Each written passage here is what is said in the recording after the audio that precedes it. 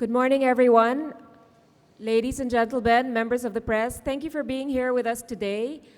On behalf of the APEC Business Advisory Council, also known as ABAC, I'd like to welcome you here to a press conference following the closing plenary of ABAC 4 in the Philippines.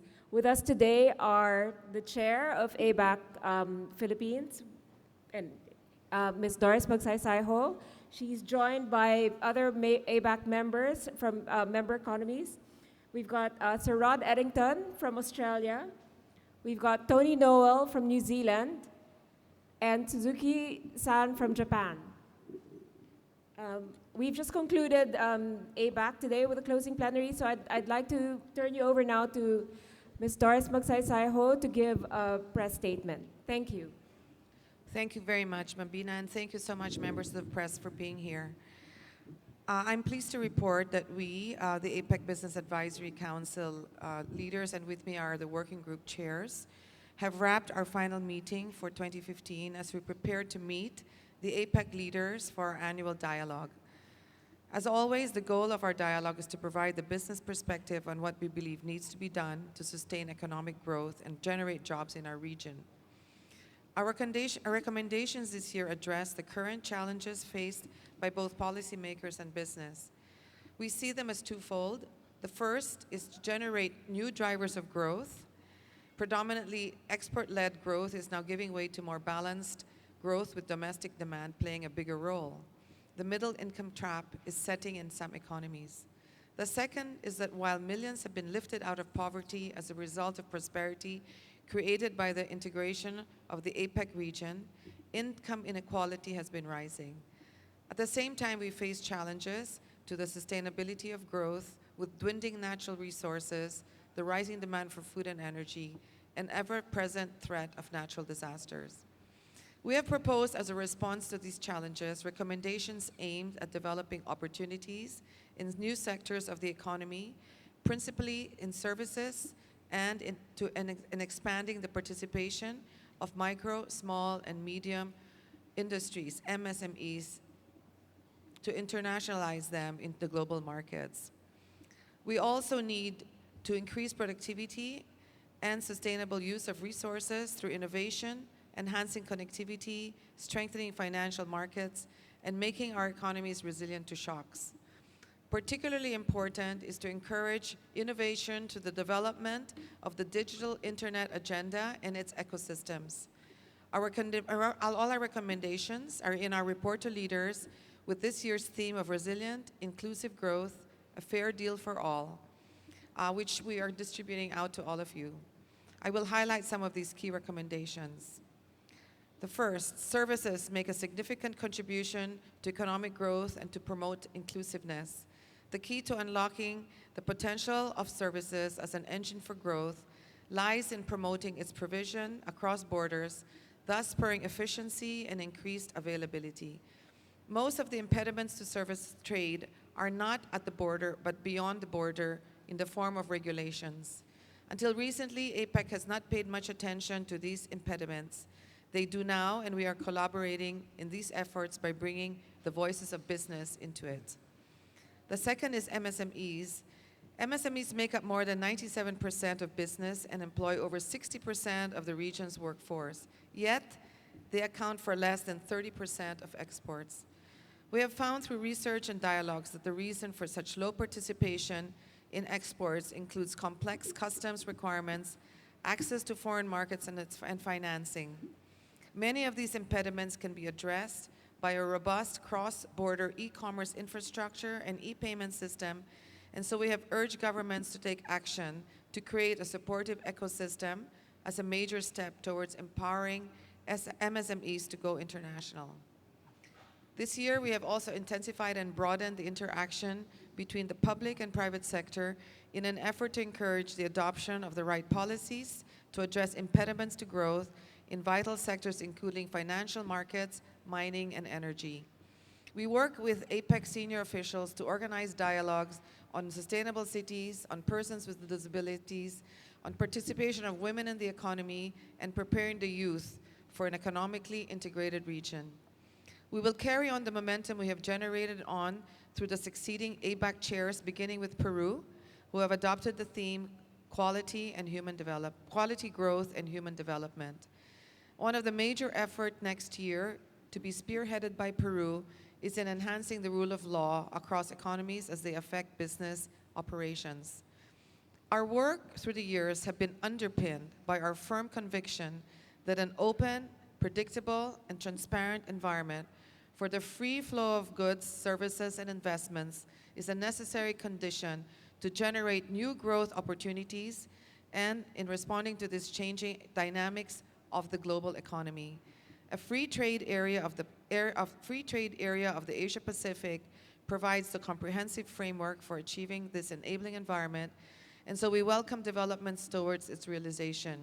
The completion of the TPP negotiations is a significant step as we build pathways to the FTAP and encourage the RCEP negotiations to come to successful conclusion soon. Thank you, and we'd be happy to answer questions. Please feel free to ask questions now. We have a short question and answer period. Thank you.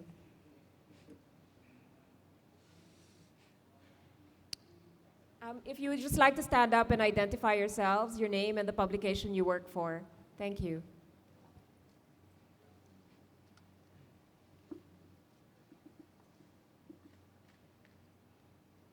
Okay, maybe I'd ask Rod Eddington to talk more about the work we're doing on FTAP and maybe services as well. Thanks, Doris.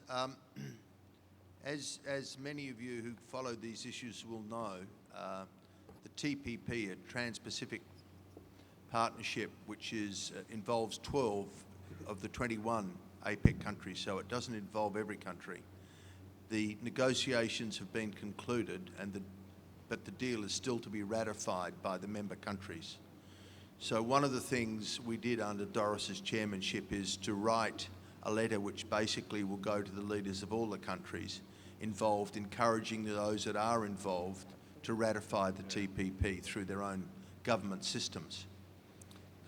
That we see as a key forerunner to the bigger opportunity which involves all the APEC countries, which is the free trade agreement in the Asia Pacific area. And that's an opportunity for further trade liberalisation within APEC.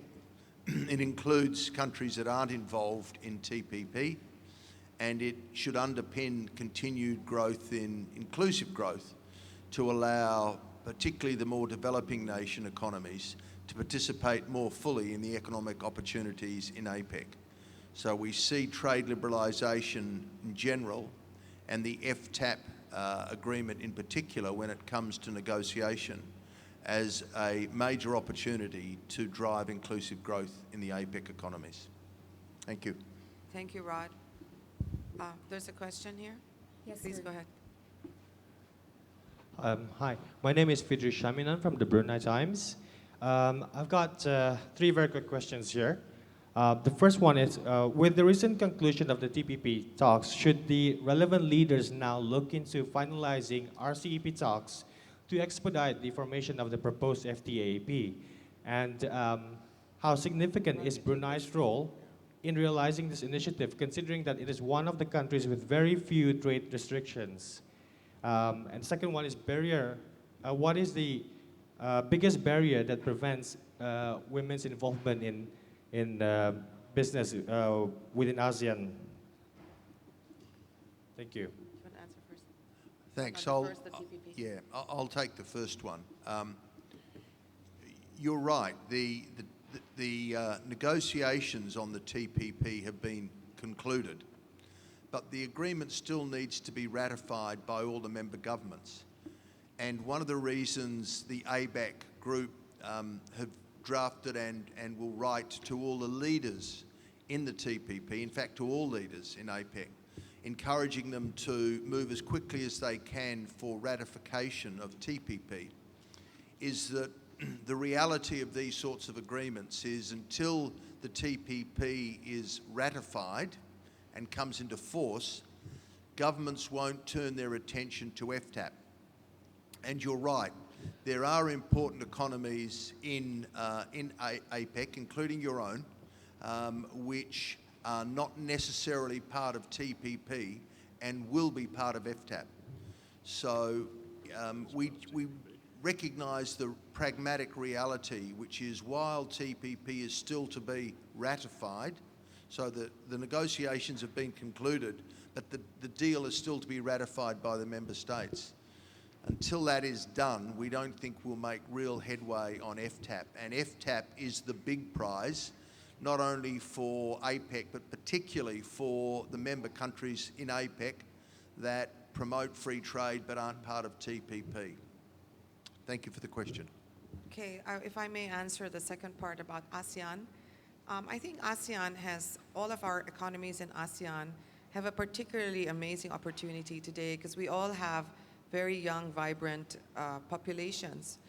And what we tried to do this year was to identify where they could start participating and take advantage to benefit from this amazing thing called integration and open markets. Where we saw that the greatest opportunity lies in services. And there are very many regulatory reforms that do need to be addressed across the border. A lot of services are value chains. It's being able to apply services, whether part of somebody's global value chain or just part of services. And so there are many issues we have to address, some of which are on the certification, the mutual recognition of certifications, mobility, I mean, basically having the assurance that people who move across offering services have the same qualifications across. But the greatest opportunity we see is bringing SMEs, or anybody for that matter, into global trade through e-commerce. So we see that as a very exciting part, and innovation. And so the two areas that have to be addressed are how economies can build their innovation ecosystems, education, incubators, engineering, research labs. And the second, of course, is how do we address the barriers to e-commerce, to trading across borders. You saw the amazing trades in China, one-day single trade, and the opportunity for that is fantastic. So it could be either trading goods or services. And we made a report with the USC Marshall School. We have a 21 economy survey on where the impediments are, and if you can leave me your card, I'm happy to link you to it. Thank you. Perhaps, Chair, if I could make a comment also, specifically in response to your question about the role that Brunei can play in moving RCEP towards FTAP. Of course, Brunei must be congratulated because it's been in this game for a very long time. Brunei was part of the P4, obviously, and the P4 has then evolved, of course, into the TPP. So Brunei has a very important role to play in showing its colleagues in the ASEAN world how that can benefit an economy, the way that it's benefited Brunei. Of course, Brunei is also part of the ANZFERTA agreement, Australia, New Zealand, and ASEAN. And that, once again, is a very high-quality agreement. So I think Brunei, to your question, has the opportunity to show to its ASEAN colleagues and its Asian colleagues that if you engage in high-quality and far-reaching agreements, it's not something to fear, it's something to encourage. Thank you. Thank you. Yeah. Any other questions? Maybe I could ask Suzuki-san to say a few words about the program on financial inclusion. Thank you, Doris. Thank you very much for this opportunity. This year, under the strong leadership of Philippines, we have a very good progress in financing. As all of you clearly understand that finance is always side by side with the real economy. And also the big agenda for the ABAC region is to how to give the opportunity for the MSMEs, micro, small, and medium enterprises for the future growth. And the TPP is one of the aspects. Finance is other. And I'm very happy to report that we as a ABAC closely worked with finance minister's process, and in September, on the occasion of finance minister Cebu meeting, finance ministers adopted Cebu action plan, which is the kind of first time mid to long-term roadmap for finance minister's process, which include a lot of recommendations from business side. And also they established, side by side with the private, an initiative which is called APFF, Asia Pacific Financial Forum. It was established about 2 years ago. And also this time, Financial Infrastructure Development Network. So with this strong platform for the cooperation between public and private, I think we can move things forward. And it really creates a big opportunity to let the capital flow to MSMEs as well as other enterprises in a very smooth manner. So with that, I'd like to conclude my remarks. Thank you. And, okay, go ahead. Warren de Guzman, ANC, for the panel. Why has ABAC chosen to push for TPP when the Philippines itself has said that the APEC Secretariat has said that they don't want to push for any particular trade agreement? Also, why not any of the other? There are 150 FTAs there, RCEP, and why TPP? I'm going to ask Tony Noel. Since I think... Okay, look, yeah. I think, sorry, Chair. The first thing to say to your question is that ABAC is not specifically pushing for TPP. TPP is one of a number of building blocks that we believe are important to achieve a free trade area of the Asia Pacific. So the building blocks at the moment that we logically have in front of us are TPP is one building block, RCEP is another building block, the Pacific Alliance with the South American, Central American countries is another building block. I would also say that the ANSFERTA agreement that I referenced to the last question, which is the ASEAN, Australia, New Zealand FTA, is another building block towards a free trade area of the Asia Pacific. Now, these four agreements are moving at a different pace. Some of them are already signed, ANSFERTA is already signed, Pacific Alliance is already being implemented, and RCEP is moving perhaps a little slower than TPP is moving, although TPP, of course, is not yet ratified. It's not actually signed. The negotiation is, for the time being, finished, but the signature is not there.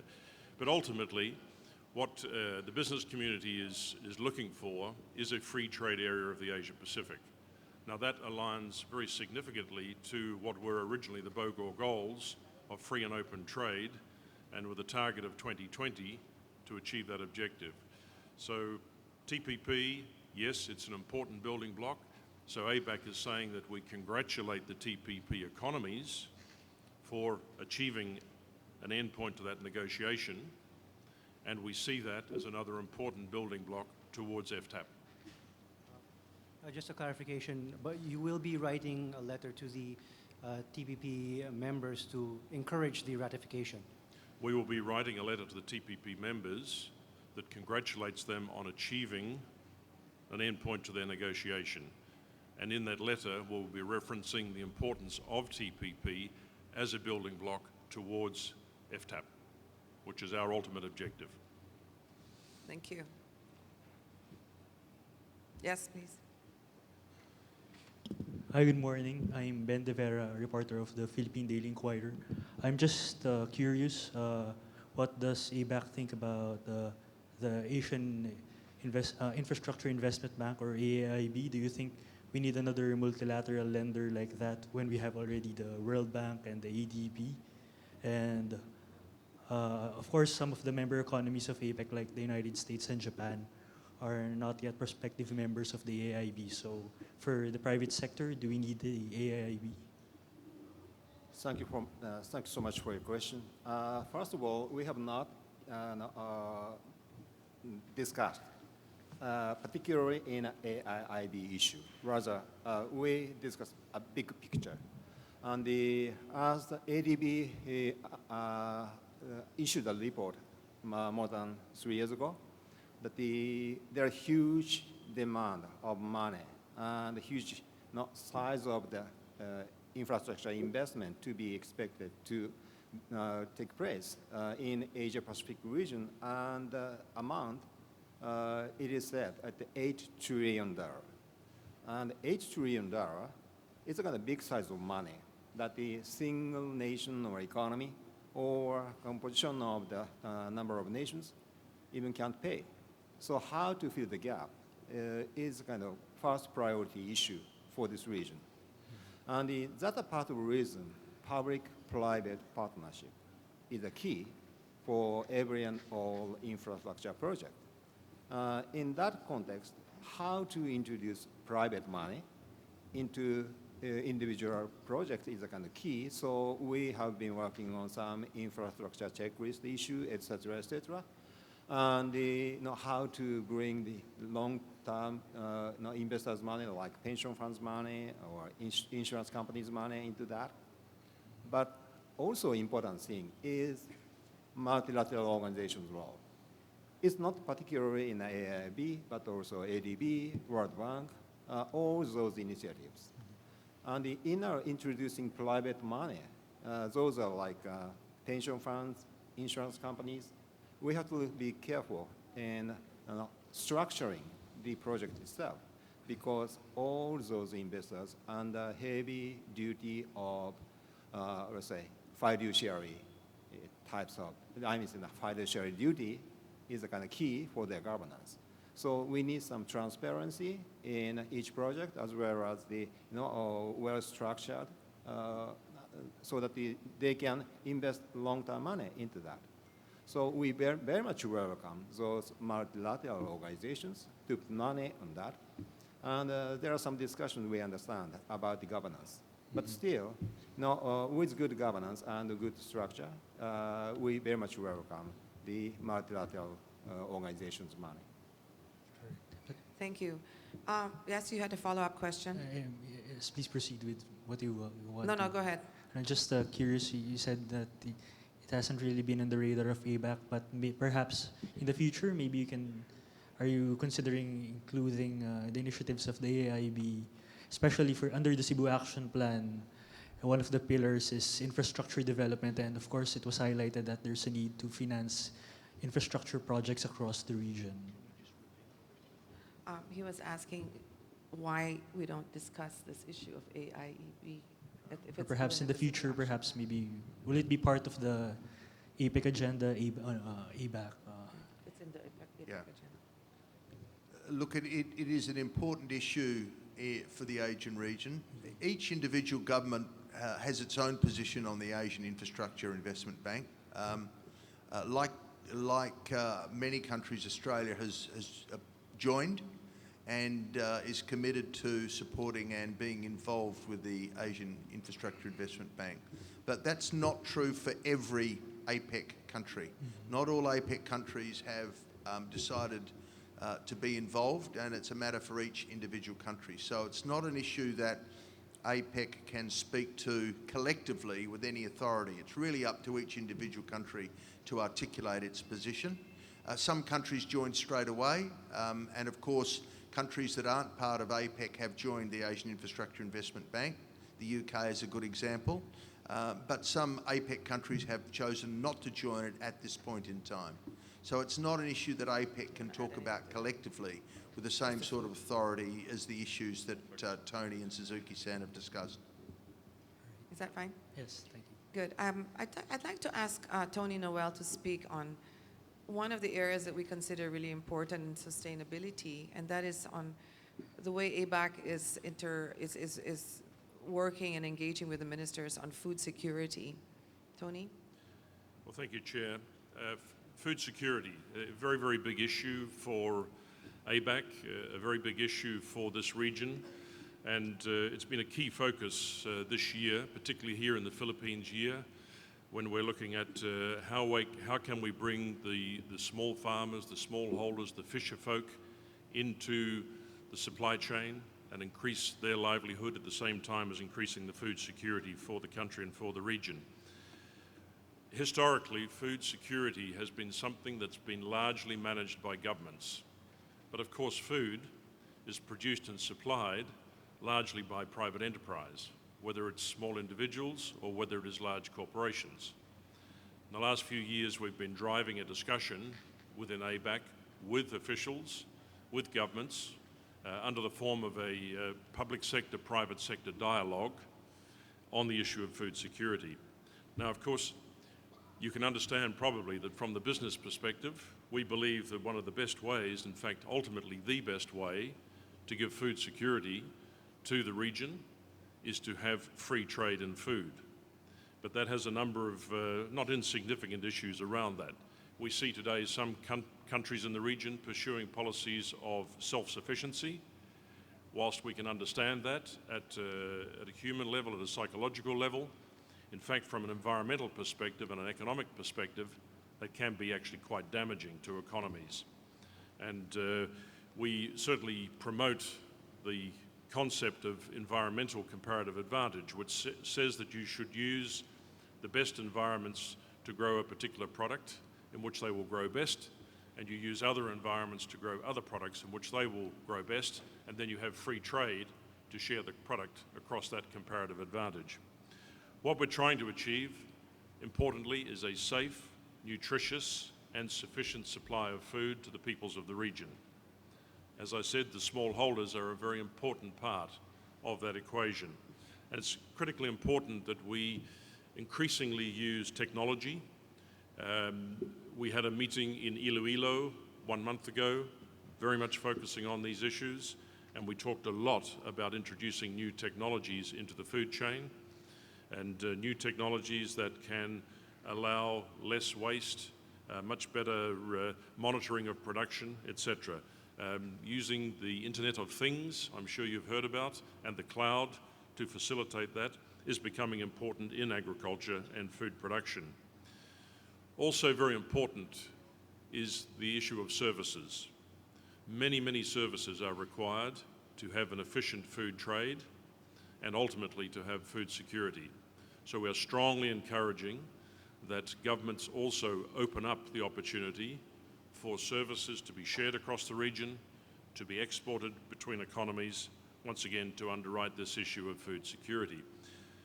Probably the most concerning issue for us is the issue of non-tariff barriers and non-tariff measures. We see through the measurements of the World Trade Organization, the WTO, that non-tariff barriers are rising quite dramatically at this point in time. Many of those are in the food trade. And this is difficult because at the same time that we are having a discussion about TPP and RCEP in a free trade area of the Asia Pacific, on one side of the coin, on the other side of the coin, we're seeing increasing protectionism trends. And non-tariff barriers and non-tariff measures are probably the most graphic example of those protectionism trends. So we will be focusing in 2016 very heavily on the identification of the most egregious, the most damaging non-tariff barriers, so we can strongly encourage governments to take action against those. The importance of e-commerce in food. Last week I visited China, and I was spending quite a lot of my time in China focusing on e-commerce for food. And this is rapidly increasing, particularly, of course, today for those products that do not need refrigeration, do not need a cold chain. But also, we are starting to see the evolution of e-commerce through the cool chain. This gives great opportunities to your smallholders to actually enter the regional supply chain and ultimately the global supply chain and value chain. So that's a very, very big issue. The importance of the cold chain and the cool chain to reduce loss. We all know a very simple concept, refrigeration. But it's actually quite scary when you go out there and look at how poorly refrigeration is in economies right through the supply chain, whether it's on ships, whether it's in trucks, whether it's in supermarkets. Still we see around the region some supermarkets who turn off the refrigeration at night when they close the supermarket, thinking that the product will maintain its temperature. Of course it does not, it's unsafe, and it creates a lot of loss. The last thing that I would reference also is the issue of the rule of law. We have a lot of problems in the region from a rule of law perspective with the ownership of land and the control of land. And of course, an orderly, proper control of land and ownership of land is necessary if we're going to see the private sector invest the amounts of money that we need to see to develop more productivity from that land. So rule of law also becomes an issue of more focus for us. I will leave it at that, Chair. Thank you, and take any questions. I think we have time for one more question. No?